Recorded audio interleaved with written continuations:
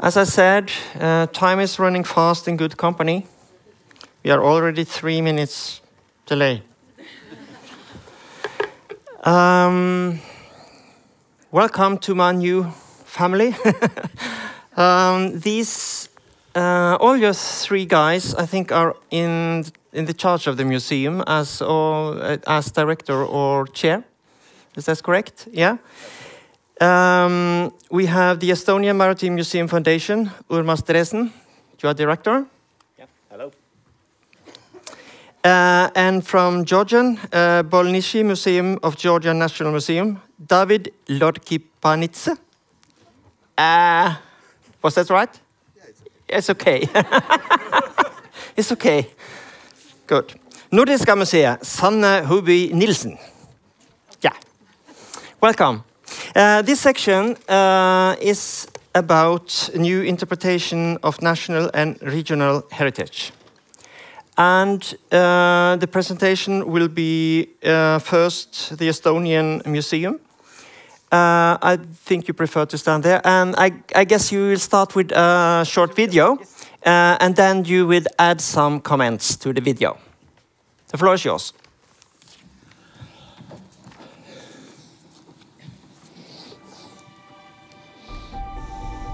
Mm-hmm.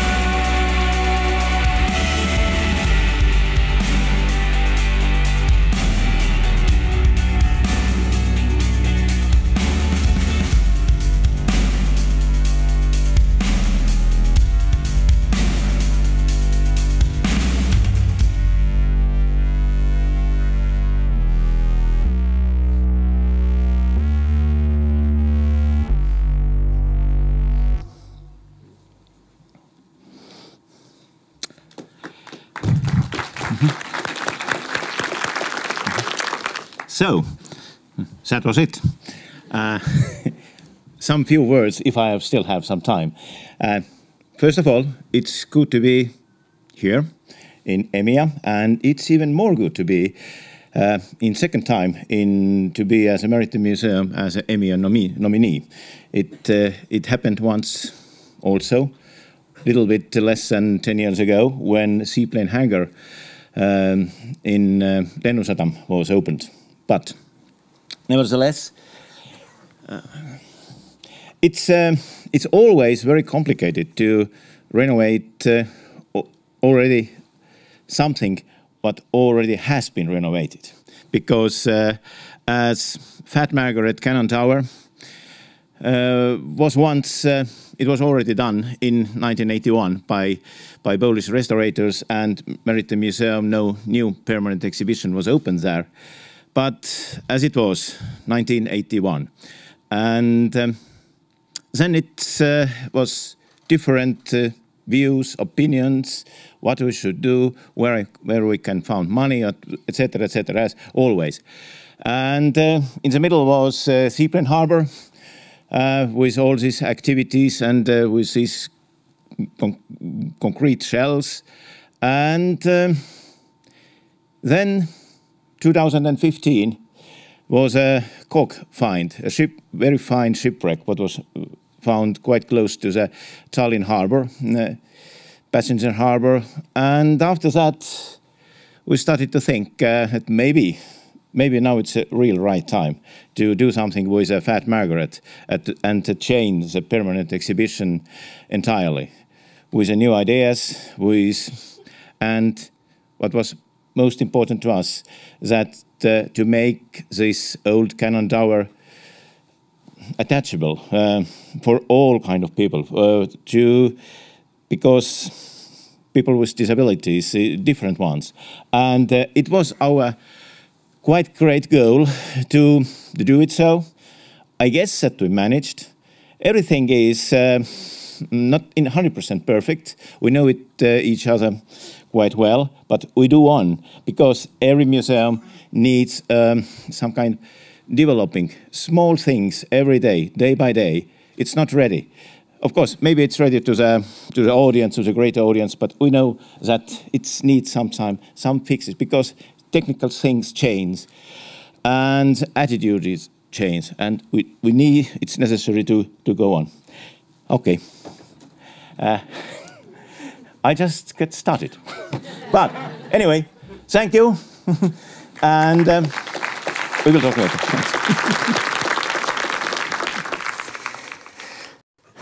Thank you, Urmas. And this guy forgotten to tell us that when he was a candidate last time in 2014, he won a special commendation for Cyprian Harbour. No, we are over to Georgia and the Bolnisi Museum of Georgia National Museum. We are going to see a video without sound, and you are going to accompany. My beautiful voice will come. Yeah, your beautiful voice. Thank you, and I will start off also, like today morning, my strongest support to Ukrainian colleagues and Ukrainian nation. I think all we know that this is fight not just for Ukraine, it's for all of us. And what we can do, we can do museum, people can do some short-term support, immediate support, but also creating antidotes. And I think creating new museums are strong, really, let me repeat, antidotes against aggression, fundamentalism, and how we can do it, right? I have a privilege to present work of our team. I'm a director of Georgian National Museum, which center is in Tbilisi, and we have a strong network. Our approach is more web approach than just vertical system, and we try to develop different museums and interconnect. And it's my second time I am presenting our new museums. First time it was unfortunate, not very successful, hopefully now. But what I wanted to say that, like many countries, in Georgia, center was always capital. All cultural events happened in capital. And I think only way to develop is to find new centers in regions. And this is one of these attempts. And Bolnisi is a small town, less than 10,000 inhabitants. And it's interesting also, it's not a regional administrative center. And it's also our approach, not always make new museums where is this administrative center. So like creating new cultural ecosystems, and Bolnisi is one of the reasons. So to do it. So it's a part of Georgian National Museum, which is, as I told you, all over the country. We made 7 new museums since last 10 years, and we are one team working together with our mistakes, successes. In this project, the architect worked already 3rd time with us, and designer was also 3rd projects. So we know to work together.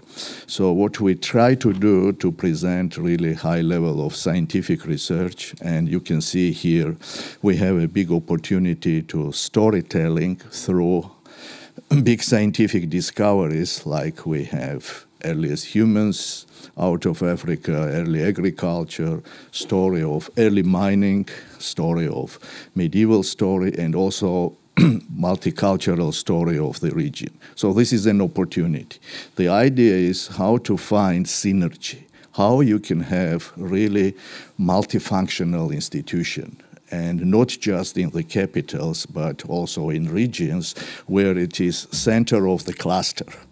Cluster which is, one hand, educational and then touristic, and not vice versa.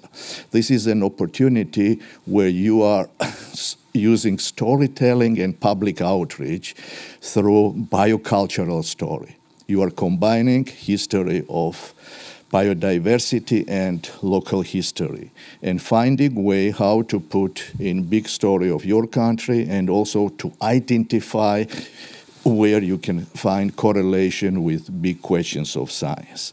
So this is how it's built. With the, of course, technical infrastructure is prepared, and we have quite high-level labs, because one of the key issues is how to develop now archaeology. Archaeology changed generally paradigms, right? It was very colonial science for some centuries ago, but now it's very important to have local centers and to be able to do all procedure or scientific process of the first level. So then you can go to big labs, genetics or other datings and so on. So this is one hand, scientific.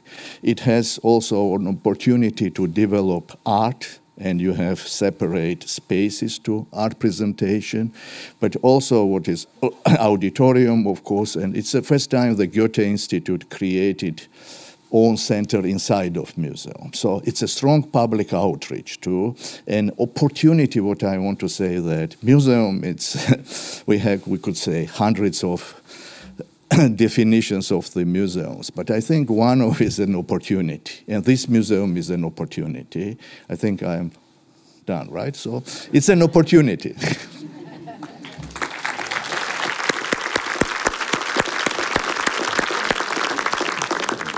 Thank you very much, David.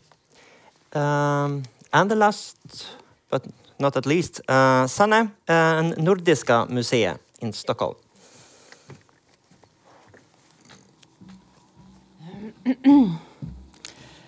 I think we actually sent a new version of the PowerPoint, so but it's okay. We will do fine with this one, I'm sure.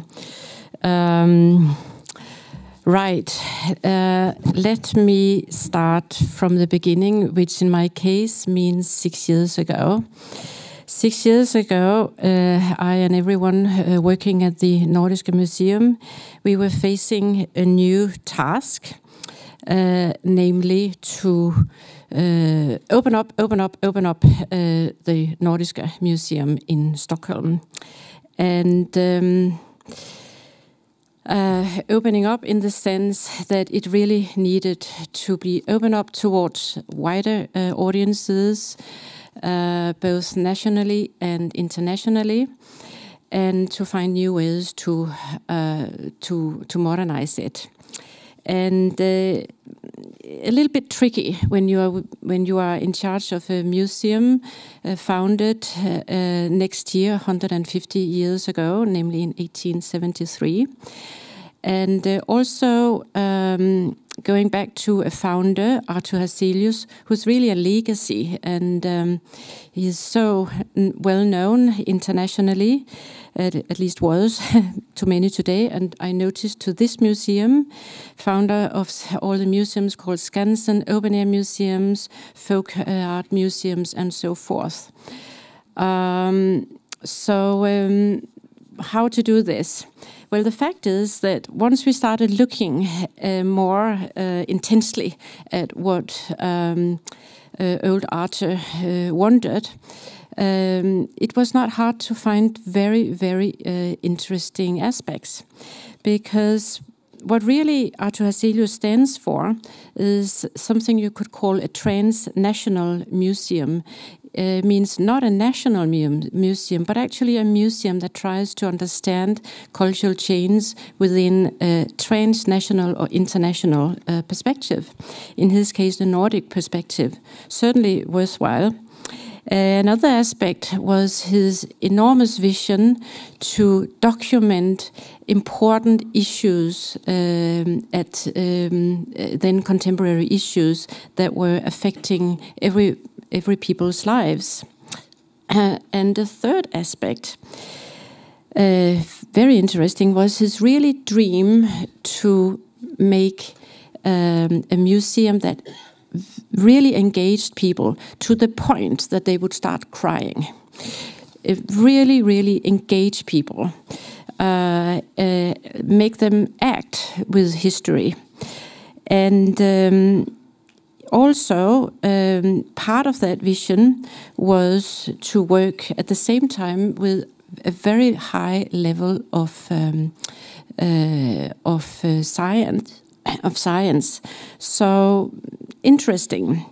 And finally, he had a dream for the biggest museum in the north, the Nordiska Museum. Believe it or not, the building that you know today is only the entrance hall.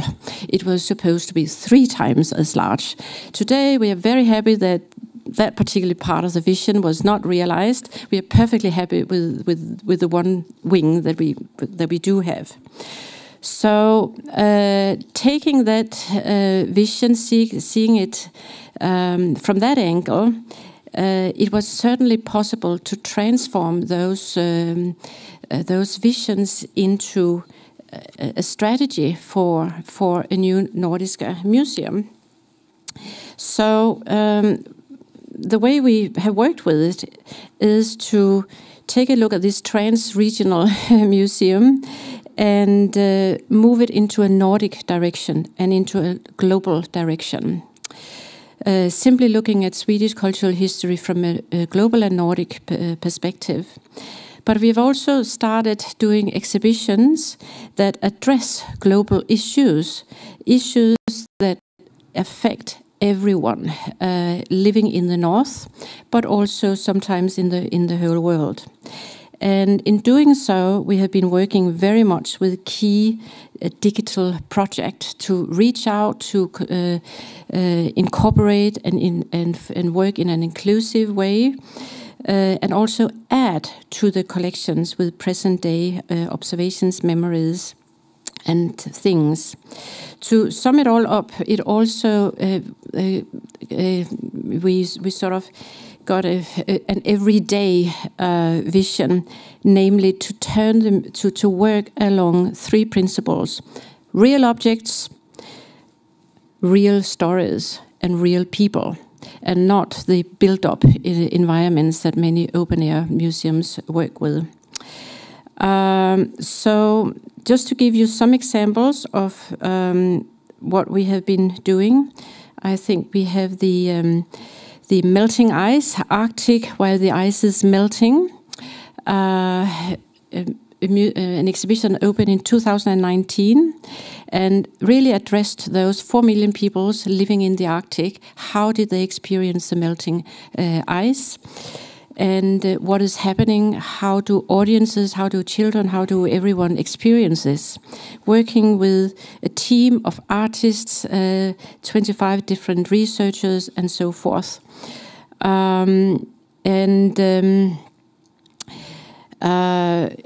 In spite of its rather heavy subject, it actually turned into really a blockbuster exhibition, and it has attracted very many different groups of people.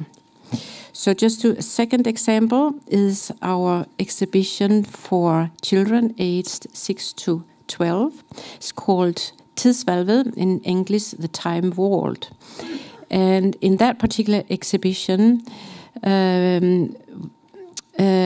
children is very interactive, and we are actually doing children's history, children's right to their own history in an interactive way, addressing many serious issues. So just to give you a few examples, and thank you.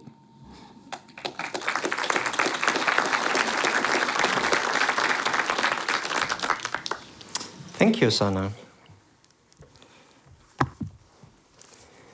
The question we have figured out for this section under the theme New Interpretations of National and Regional Heritage is: what is the role of a national, regional and local museums today?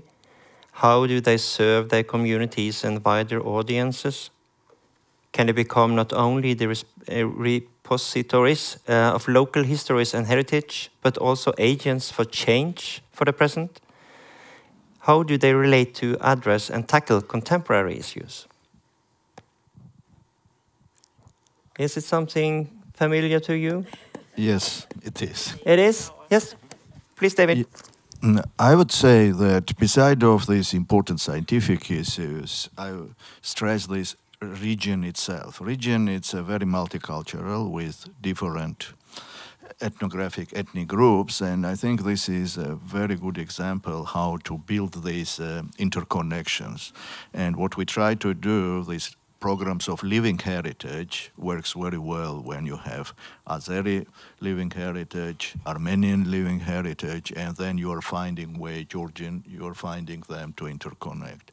And when we are talking about opportunities, and we were talking about volunteers and I think more important is to find partners. And I think when you are finding here partners in large ecosystem where are interested with you, like, artists who are working on it, on the many different opportunities also, for example, how when we are talking, everybody will speak about children programs, right, and public outreach. But how to find new ways? For example, we got a chance to have one program with National Geographic, which is slow journalism, and you are using one method where local kids can learn to observe. So you are giving them chance, you see. So my point is that this is a chance to open vision and give them to discover. So not to stay just the narrative what you are putting. This was my point, that national and national narrative could not be just, bold. It could always have some kind of an opportunity to discover new. And also, when you mention region, I start thinking, what's a region?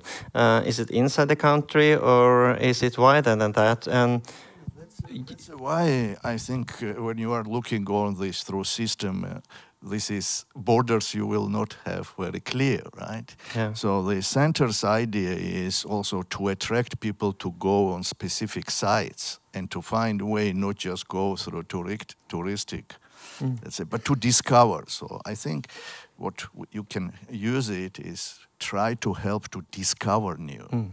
To look on wider, and this is a chance and find this balance where not just digital, right? Of course you should have digital, but how to touch it, you see. And Sanna, because your region is not only Sweden, No. It's the Nordic perspective. How do you deal with that? Well, the funniest part is that the museum is called from its very birth the Nordiska Museum. So it's born with at that time Scandinavian ambition.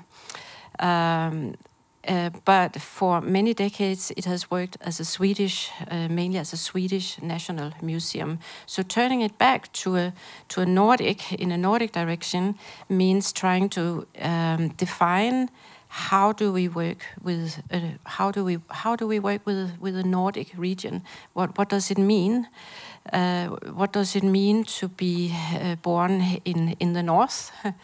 And how do we define it? In the very beginning, it was quite questioned. I remember we made a trip to Greenland, and people were saying, "What are you doing in Greenland?" That was in preparation of the Arctic exhibition, and it actually took some energy to explain that both Sweden and certainly Denmark and Greenland is an Arctic country, and that the melting icebergs they are affecting us, and they will affect us. So in the beginning, it was a help with the melting icebergs, because slowly it became such a huge issue that people realized that we are all facing this, and there is something here that is especially threatening to the Nordic region. But then, of course, it's also on a more intellectual level that most of us who are under Ministry of Culture, we work within a national framework. But the people that we are working to describe and to understand, they never adhered to national borders. Ideas and people, they move and have always moved. So trying to explore that sort of Nordic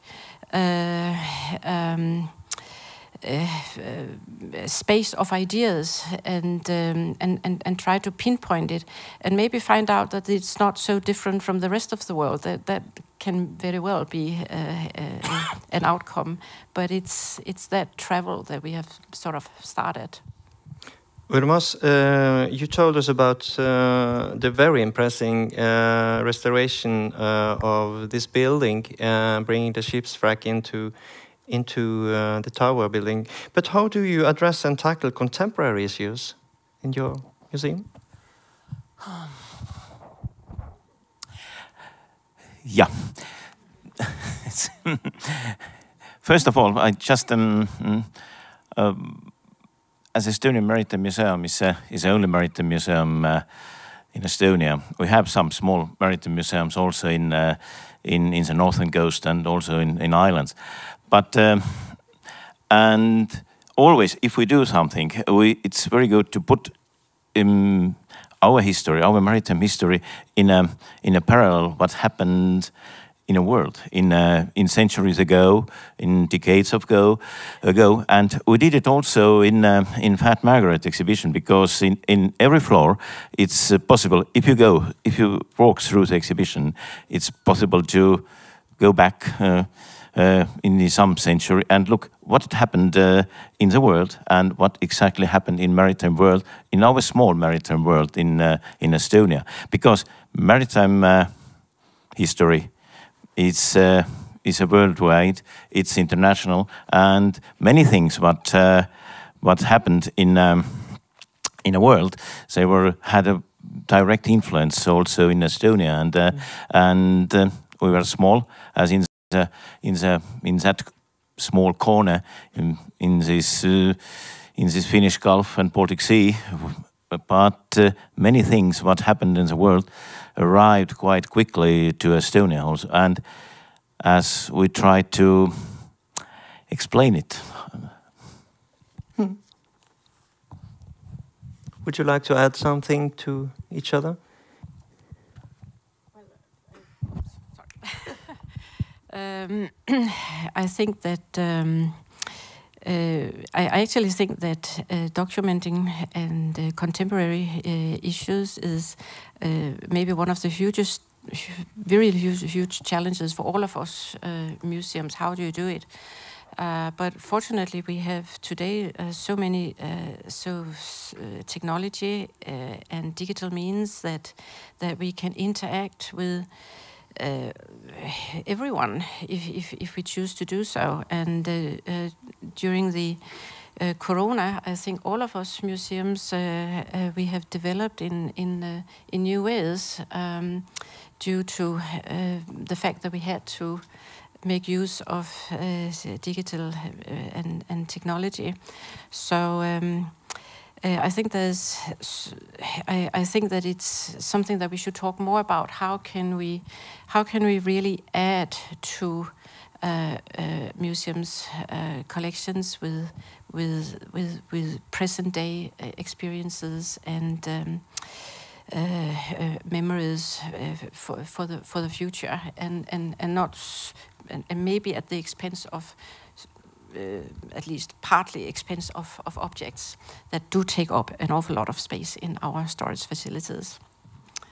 So there is also a small addition, because Fat Margaret exhibition is mostly built up by the ship models, different ship models from different times.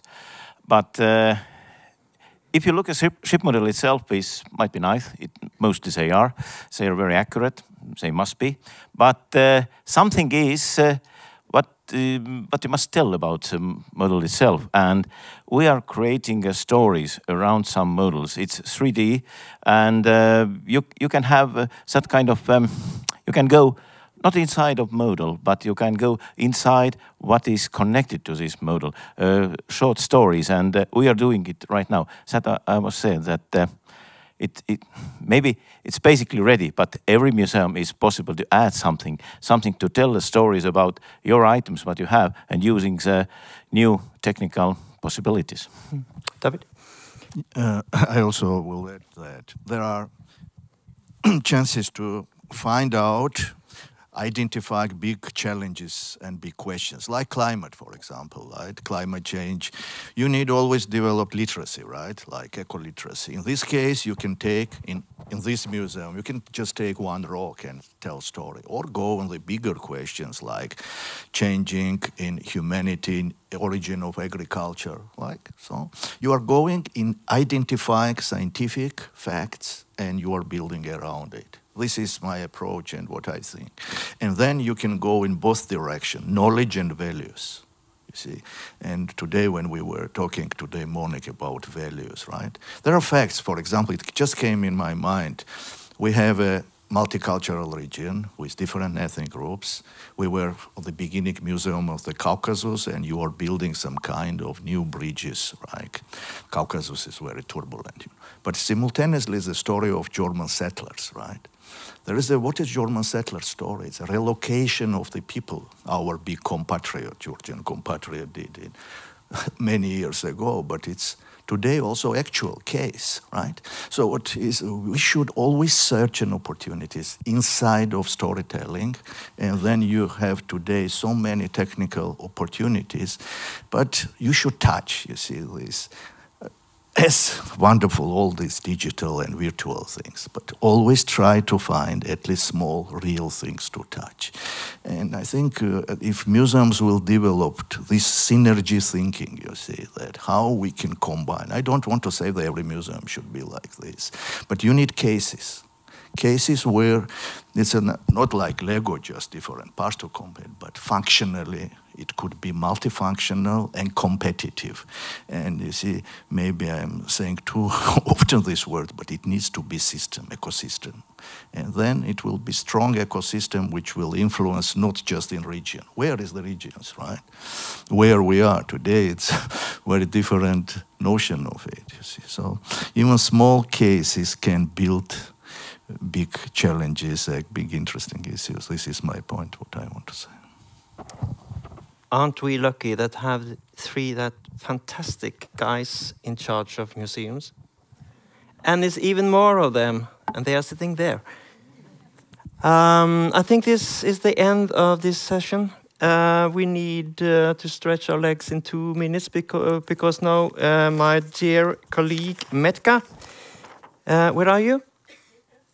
There are you are. You got your mic? Yes. And would you like your museums to come down now? You can come up here.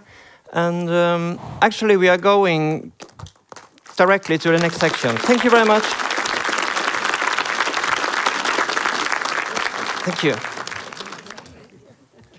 Good luck. So hello, dear colleagues, guests, friends. let me introduce myself. I'm Metka Fuis. I'm director of the regional museum in Murska Sobota for Pomurje. This is the small region on the north of Slovenia. I joined to this jury in 2016.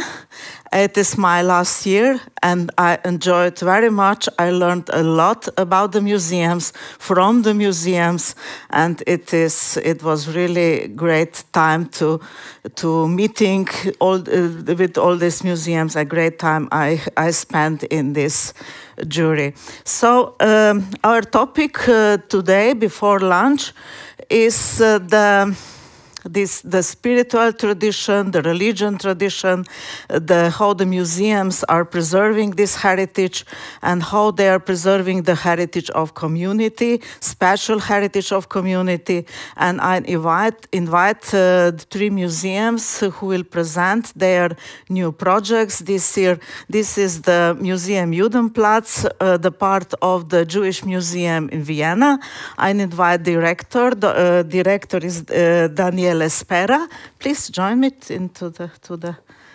and then in this session is also the No Be Mo. No, I don't know if you know what is this meaning, but it is the Nordic Bible Museum. And I think the founder of this museum is with us. This is Rune Arnhoff. If he can, you please join us. You have a colleague with you. Excuse the name, your name? Ah, okay. And then it is the Cathedral Treasure Museum Chur in Switzerland. We have 2 colleagues with us.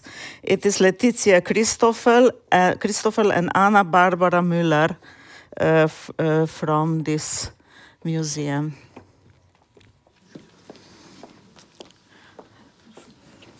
So just start just sit down. So I think we can start with the presentation of the first one. So please, Jewish Museum Vienna, if you can make your presentation. Firstly, good morning. Thank you so much for hosting this wonderful event. We had a beautiful party yesterday, and I hope we will continue with dancing and partying tonight. I'm very happy that I can tell you a little bit about what we at the Jewish Museum do in preserving spiritual traditions and community heritage. I did not do a presentation about our museum, but especially on the topic we are discussing today. We have 2 locations at the Jewish Museum, our main museum and the Museum Judenplatz. We are not a Holocaust museum, but the Holocaust is, of course, immanent in all the stories we are telling in our museum. Political-wise, you know that Austria had for a very long time an improper dealing with its past. We were not taking the chance to deal with what the Austrians also did during World War II, just in contrary to Germany, who immediately after the war admitted that there were war crimes, etc., etc. But for Austria, it took a very long time. It took until Waldheim took over as our president, and that was the first time in the late 1980s when Austria really looked at its past and took a really responsibility. This was also the case for the foundation or the refoundation of the Jewish Museum Vienna. It was founded in this very state because the mayor of Vienna had the idea to refound a Jewish museum, which was closed in 1938 by the Nazis. So the big discussion was that there was no Holocaust memorial, there was no Shoah memorial. So the idea actually came from a very prominent Austrian Jew, from Simon Wiesenthal. Simon Wiesenthal asked the city that there should be a Jewish museum, and there should be a Holocaust memorial, and it should be on Judenplatz, which was the center of the Jewish community in the Middle Ages. So this community was a very fruitful, a very pious, and very important community, which was destroyed in 1421. It was a terrible pogrom where the whole community was expelled or killed, and the synagogue, the big synagogue, was torn down, destroyed, and there was a square afterwards which was named Judenplatz. So Wiesenthal suggested that the Shoah Memorial should be built there, and there was a surprising discovery after an international jury had chosen Rachel Whitered to build this beautiful memorial. Here's the former mayor of Austria and the cultural counselor. So when the ground was opened up on Judenplatz, a surprising discovery was made. The grounds and the fundaments of the medieval synagogue were found. This was like a miracle because nobody knew that it was exactly on that very spot. And of course, a big discussion started. The archaeologists and the rabbis said it should be open, there should not be built something above it. But then the city decided the monument should be built, and there should be an underneath path to visit the excavations. Here you see a model of the destroyed synagogue, and if you're in Prague, the Altneuschule may remind on the synagogue of Vienna. So this is the excavation that you can visit today in our museum. It was the opening ceremony, and very movingly, Simon Wiesenthal, you can see him here with his white coat, was still alive when the monument was opened, and this is definitely a place you should visit, and it is now the place of commemoration of the Holocaust in Austria. So every state visit goes to Judenplatz, and there's wreath-laying ceremonies, etc. Now, we just opened our new exhibition, our new core exhibition about the Middle Ages. And for us, it's really important not only to talk about the terrible destruction of this community, but how did this community live? And I think you can really experience in this exhibition how the community lived at that stage. And we did this augmented reality column where you can really see how the synagogue looked like in the Middle Ages. And on the floor outside, you see this circle. It's where the bima was located. The bima is the place where you read out of the Torah in the synagogue. So the second example I want to point out is the light symbol Ot. In Austria, before 1938, it was a huge Jewish community, which was, of course, destroyed by the Nazis, and also all the synagogues of Vienna were torn down, a part of one, which is still remaining.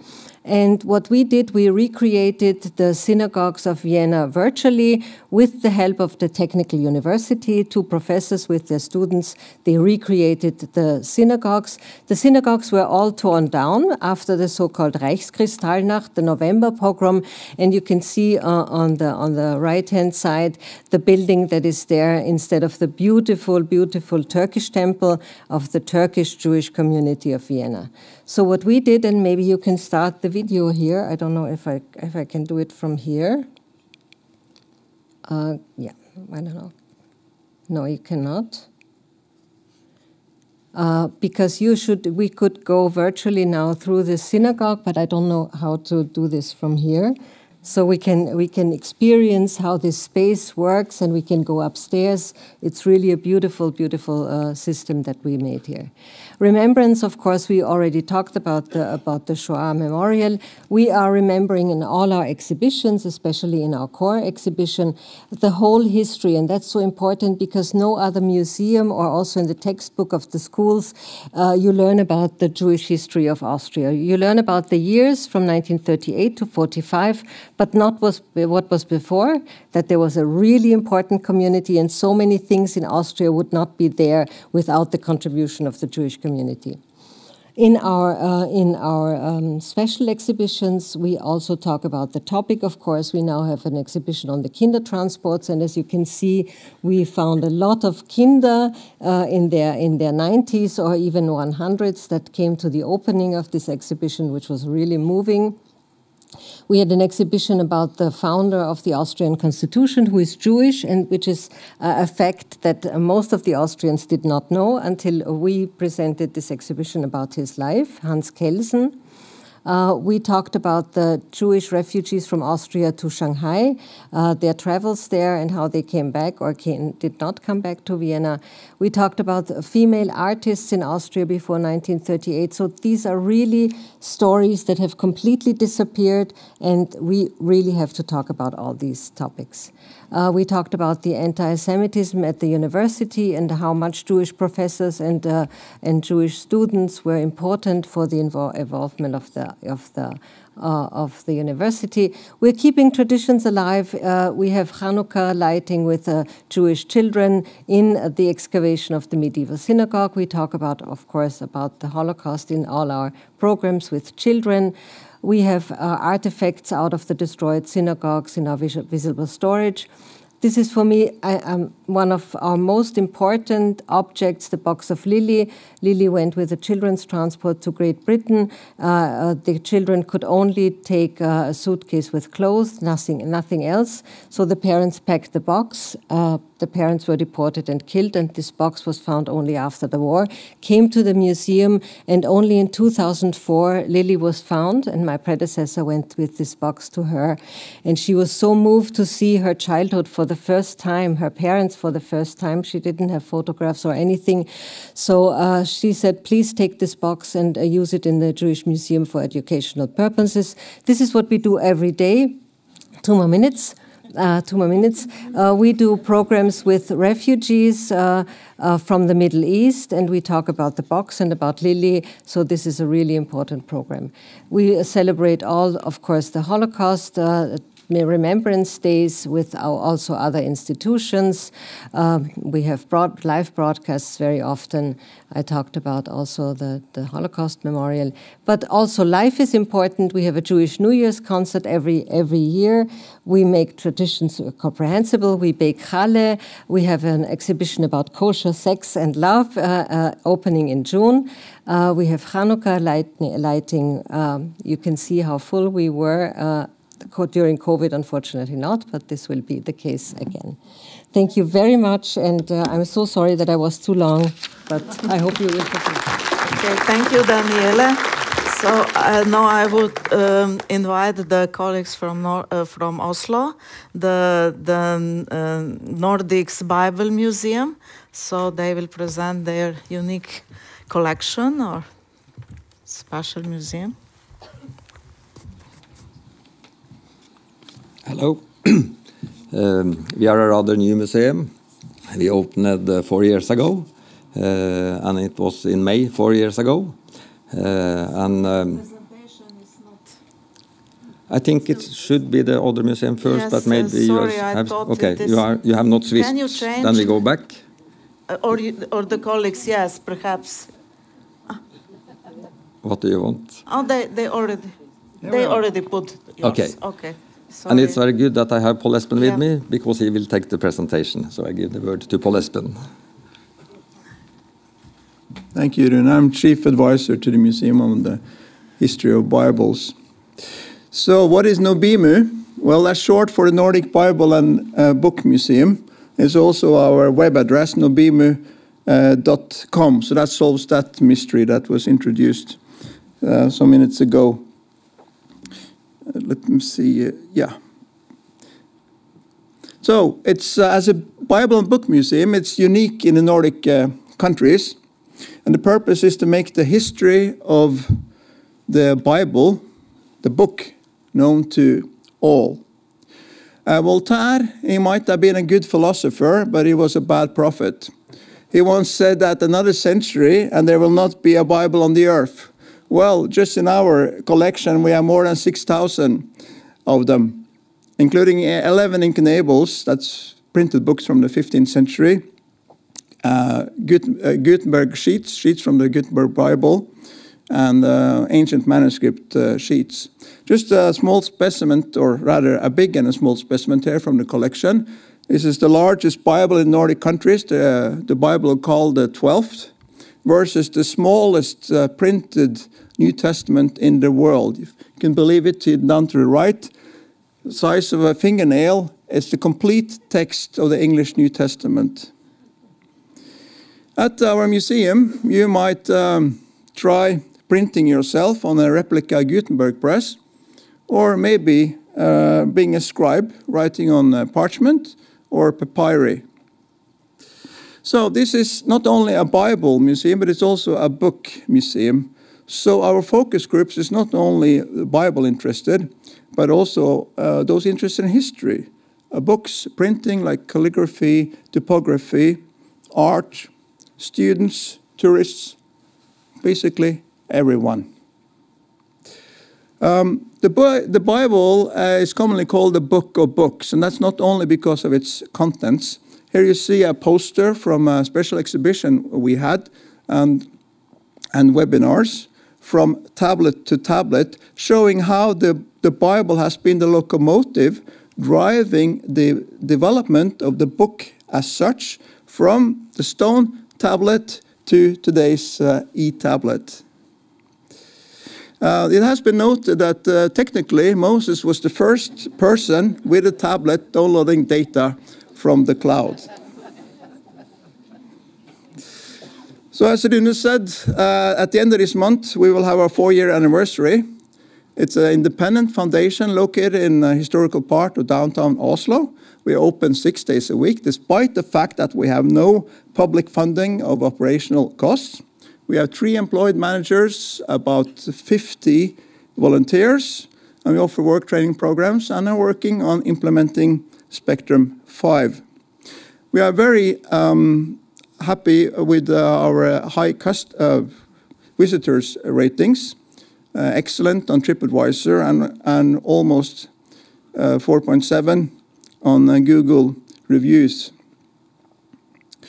Nobime is a very international museum. Our website is currently in 10 languages and counting. We have webinars in English, Spanish, and Norwegian. We conduct guided tours in English, Spanish, Polish, and Norwegian. And we have volunteers from 21 nationalities. The last to join us last week was Japanese. We work on transferring knowledge in 9 channels, just to mention a couple. We have guided tours, thematic and general. One of the thematic tours is called 3,500 Years in 35 Minutes. And we also have a comprehensive program of webinars. And they are all recorded, and most of them are posted to our YouTube channel, which you see here. We have had attendance from 50 countries, and the first Spanish had an attendance of more than 480 from all over the world. Last year we launched 360 Degrees Digital Museum in English, Norwegian and Spanish. And we have been working hard on high-quality scanning of our collection, 3D modeling, photometrics, where a professional photographer takes up to 6,000–7,000 pictures of just one object. And we're also making NFT digital art objects. And at the end of this month, we will be premiering a completely virtual museum. So, thank you so much.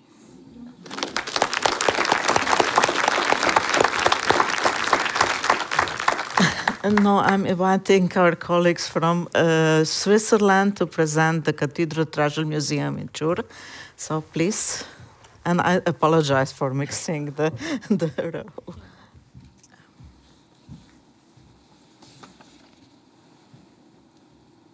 So, welcome to the Cathedral Treasure Museum in Chur. It's in Switzerland. My colleague Anna-Barbara Müller is the curator, and my name is Letizia Christoffel. I'm the operations manager. The Baroque Episcopal Palace, where the museum is located, is a very important cultural heritage, situated in the Episcopal Court next to the Cathedral of St. Mary of the Assumption. Our museum comprises two groups of objects. The almost completely preserved cathedral treasure with liturgical instruments and the treasure of relics on one hand, and the cycle of murals from 1543 featuring images of death with, on the other hand. It consists of 22 painted picture fields on a half-timbered wall, which shows encounters of people with death. These pictures go back to the woodcut series of Hans Holbein the Younger and one of Albrecht Dürer's Night, Death and Devil, and these pictures are under Swiss government protection. Shortly before the opening of the museum, the Cathedral Treasure Museum has officially been consecrated by a priest, since the bishop was in quarantine by then. So the Chur Cathedral Museum is open since August 2020, and it is intended to be a cultural center within a sacred landscape of Grisons, that's our canton. A cathedral treasure is a church treasure, not a museum property. So that's very different from other treasures found in historical or art historical museums. The objects of cathedral treasure can still be used in church services on special occasions. That's why the Cathedral Treasure Museum is often very close to its cathedral.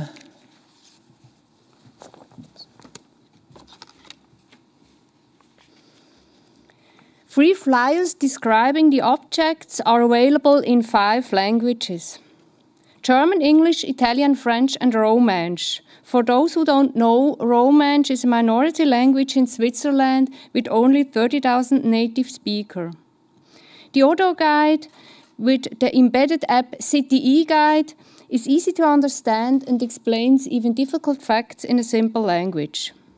A leaflet and individual cards help families and children discover the museum. Individual guided tours for groups can be booked as well. 2 touchscreen displays contain a lot of background information on the images of death, such as details around the restoration. The exhibition rooms are very visitor-friendly and accessible also for disabled persons. Our museum even won an award last year from a well-known disability organization in Switzerland. But what are the challenges in preserving and presenting an heritage today? Religion is not an easy topic to communicate nowadays. Many people have moved away from it. By still using the objects in religious services today, they are more present if they would only be shown in a museum's showcase. Nevertheless, it is important to use as many and different channels as possible to inspire the public for the collection. The restoration work in the Episcopal Palace is still in progress. Numerous historical rooms and correspondingly many cultural assets are affected. Therefore, it is planned to build a center of excellence for all cultural assets of different owners in the Episcopal Court. Our museum will manage this center and will be responsible for all the different heritage storages. Medieval Land is an important project in cooperation with the Zurich HW Research Group Tourism and Sustainable Development with the Association of Museums of the District of the Grisons. We would like to establish the Middle Ages as an eventful, diverse offer in our region with networked museums and in cooperation with the tourist destinations and tourist service providers. Thank you for your attention.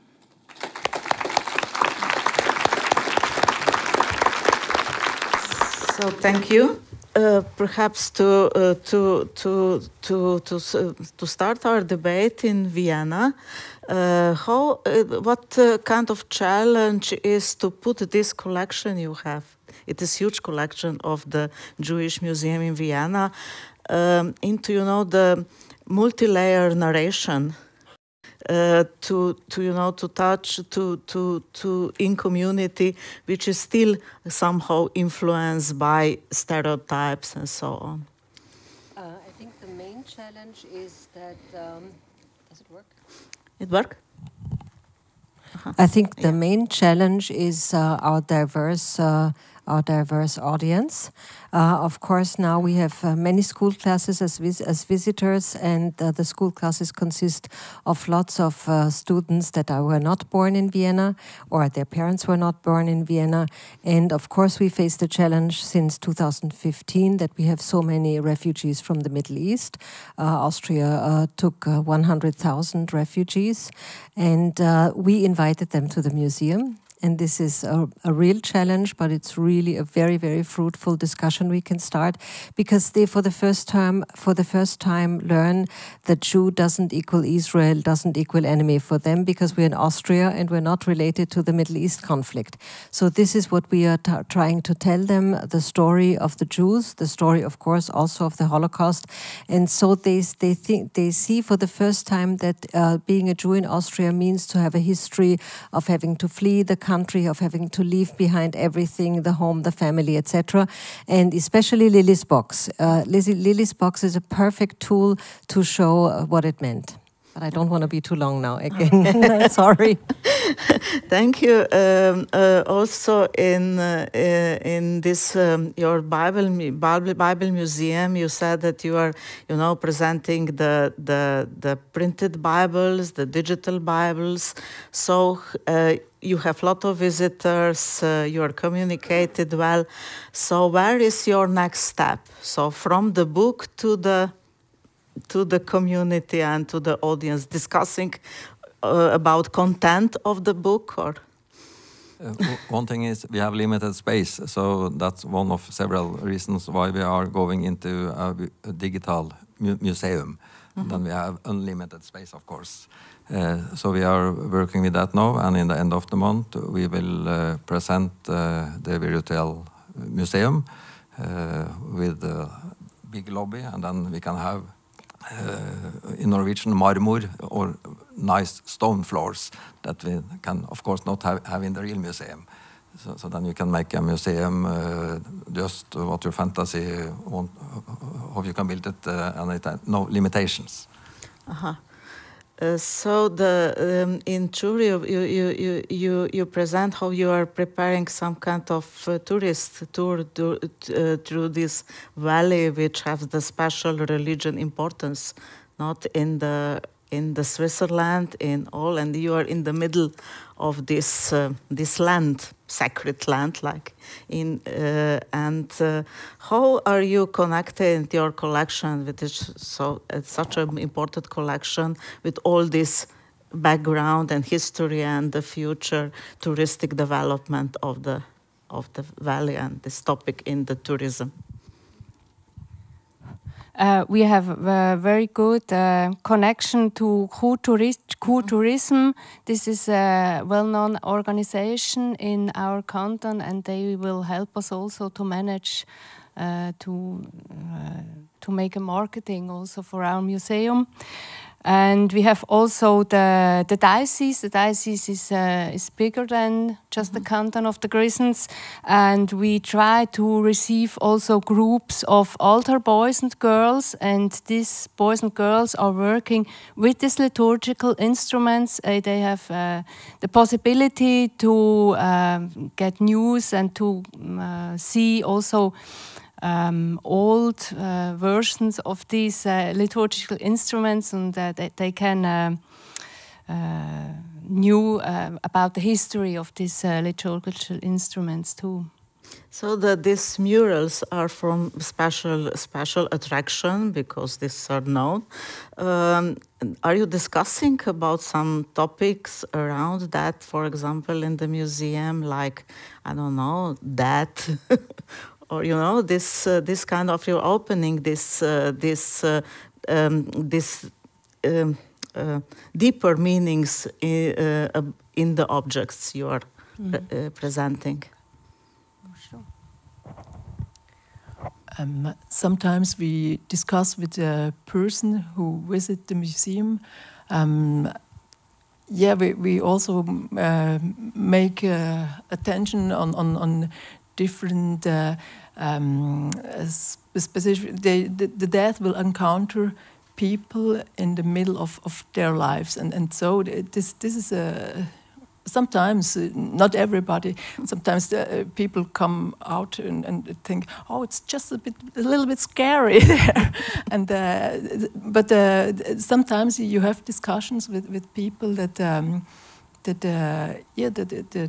also now with the corona, what it can take 1 second on the other. It can take you out of life. Yeah.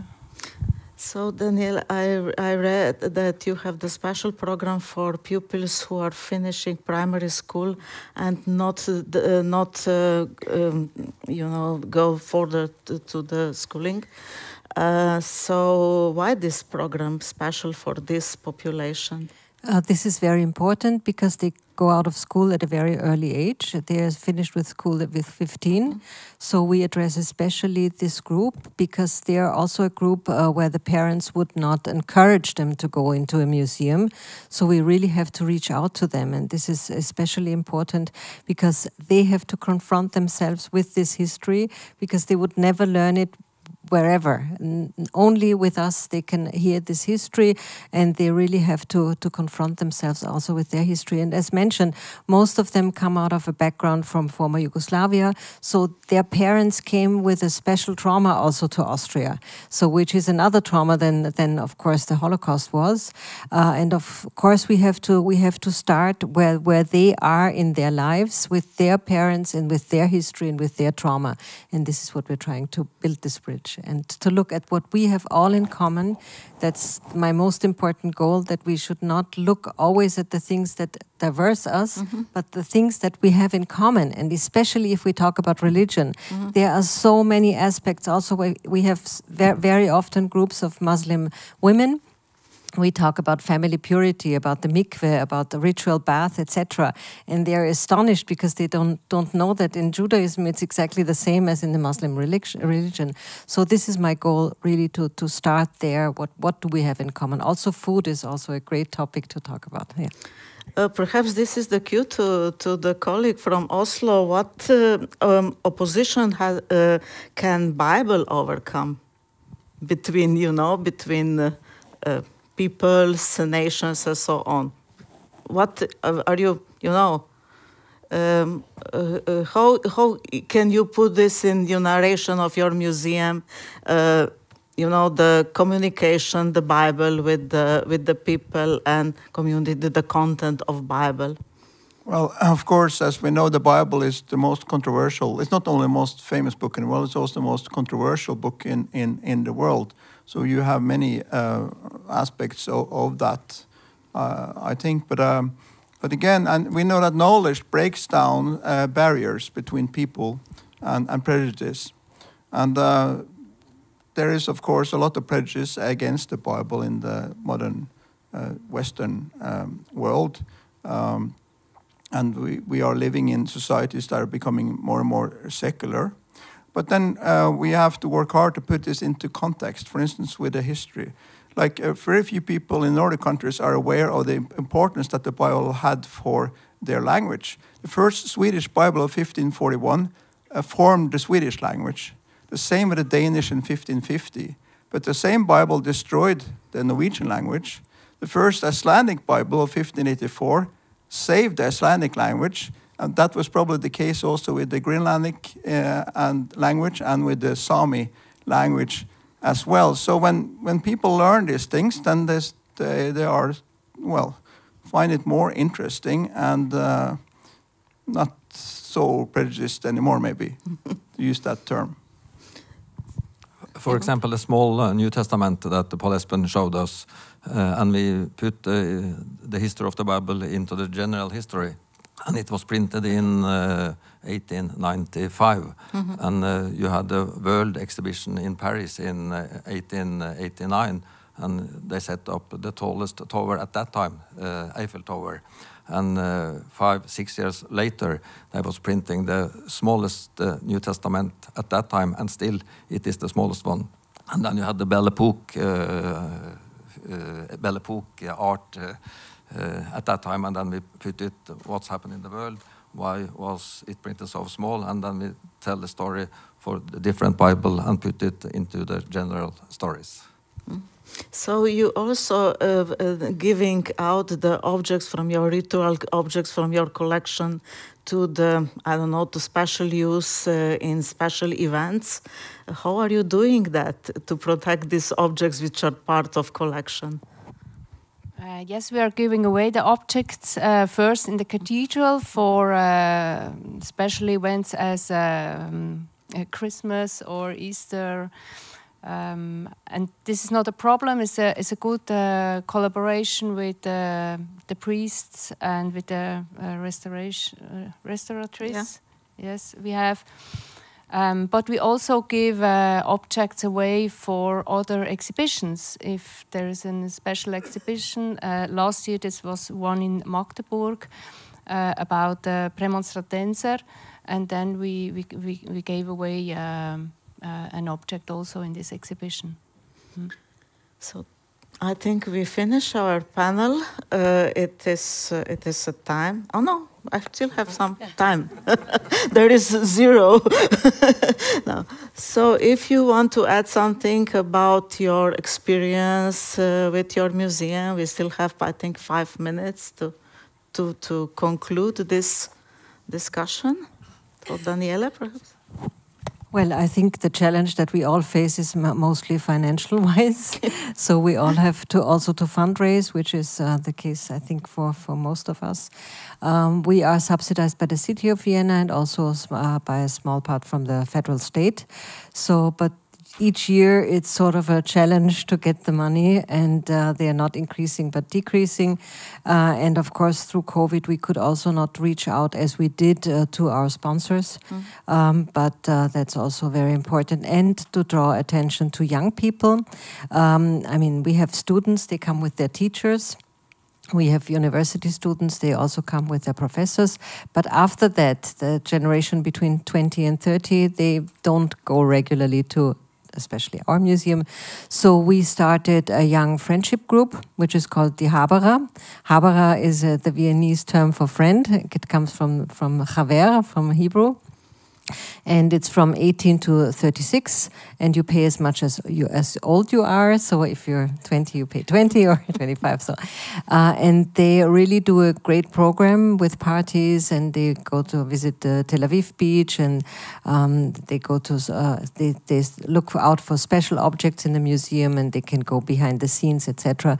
So this is was a really good idea to draw the attention of young people also to the museum, and to keep them then in a longer range as friends, not young friends, but as friends of the museum.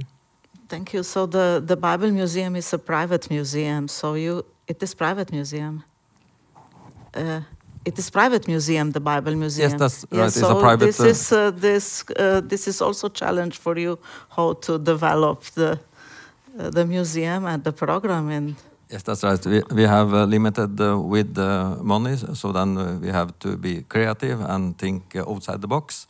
And for example, we got because of the pandemic, we got from it's called Innovation Norway, and because we are a part of the tourism business also, they gave us money to make the digital museum, and that's what we are working with now, as we say. So, but of course, it's a problem to have funding, and we are seeking every year to the government, but still it's no, but we are optimistic. So in Kur, you are the part of this is the foundation, diocese foundation of this museum is the part of foundation. So you are financed from the foundation. You have. Yes, but the Cathedral Foundation has also other problems. They have also a a whole cathedral to finance, with always a lot of restorations in the cathedral. And we have you have special workshop for restoration workshop in the spot, or yes. The lightning now is no. I thought restoration workshop which is on the spot to restoring the cathedral, the objects, and so on, the museum objects. Not you are hiring people from outside. Sorry. Okay. We invited sometimes restoration students from the Abeck Stiftung, but this is more from Westmans, restoration from Westmans. They came and we showed them. Okay. Yes. Okay. Thank you very much. So, to listening, to participating, and I think the lunch is ready outside.